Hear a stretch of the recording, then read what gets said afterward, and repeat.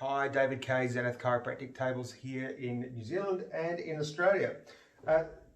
Quick service item, and this is something very easy, and it was brought to my attention the other day of this particular item where, if you could imagine, a patient is leaning on the pelvic section and you're lowering them down, and as it gets to a point there and the table seems to drop away or unwind on its own.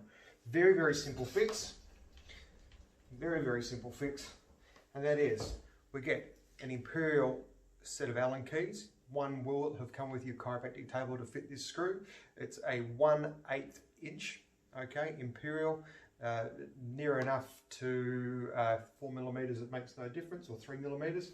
But get the imperial ones, they're about $8 from Bunnings. And then insert it into the top part of the handle. Zoom in through here for you. Tighten it up just a little bit. Just a little bit more. And test.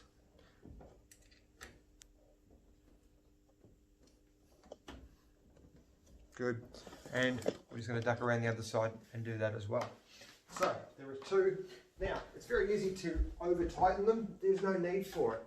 There's no need to over tighten anything on any of these tables.